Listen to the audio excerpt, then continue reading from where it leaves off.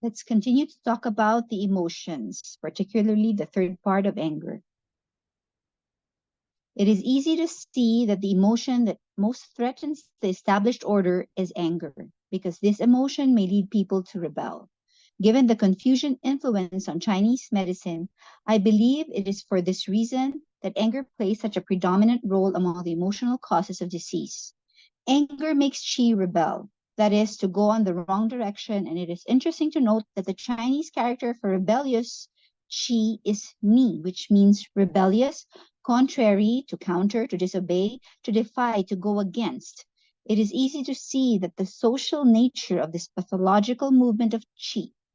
Indeed, the opposite of Ni is Shun, which in Chinese medicine denotes Qi going the right, proper way again, and it is easy to see the social implication of this term, which means to conform in the same direction as, to obey, to yield to act in submission to. With regard to liver qi stagnation and anger, there are two issues to consider. First, anger is, in my opinion, overdiagnosed as an emotional cause of disease. Second, qi stagnation does not derive always from anger, and it therefore may affect organs other than the liver in emotional problems. Qi stagnation may affect especially the lungs, heart, and spleen.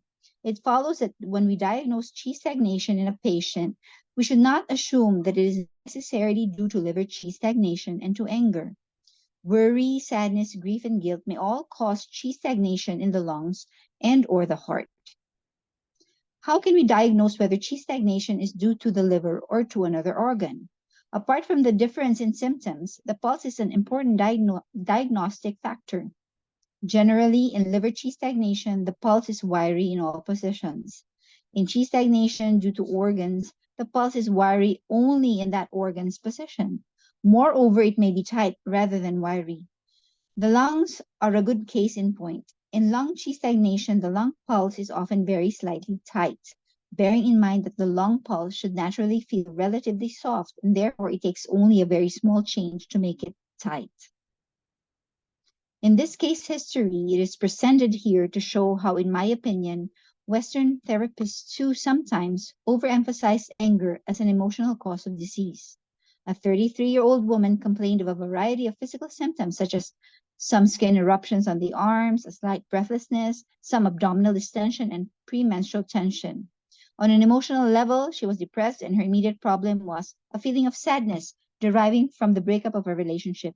She found it difficult to keep to a long-term relationship and seemed to go from one unsuitable relationship to another, ending up feeling unused by men.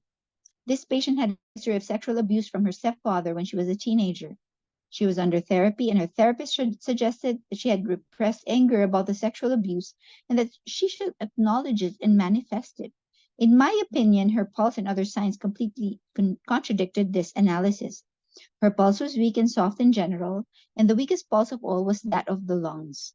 The heart pulse was very slightly overflowing, her complexion was very pale, and her voice was very weak. On the basis of the pulse, complexion, and voice, I diagnosed primarily lung qi deficiency and qi stagnation of the lungs and heart. Therefore, in my opinion, in her case, the prevailing emotion of deriving from her history of sexual abuse was not anger, but sadness and grief. The counterpart of anger in terms of mental energies is power, dynamism, creativity, and generosity. The same energy that is dissipated in outbursts of anger can be harnessed to achieve one's goal in life.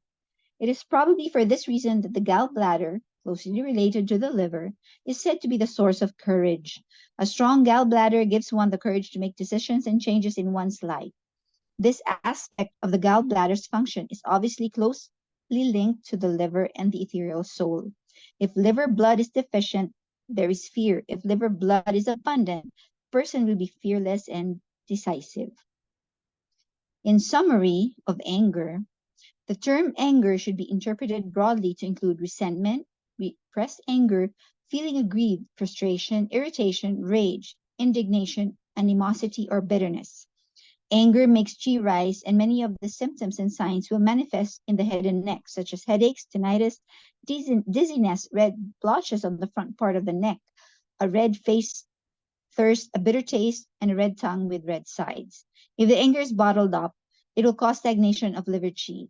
Whereas if it is expressed, it will cause liver yang rising or liver fire blazing.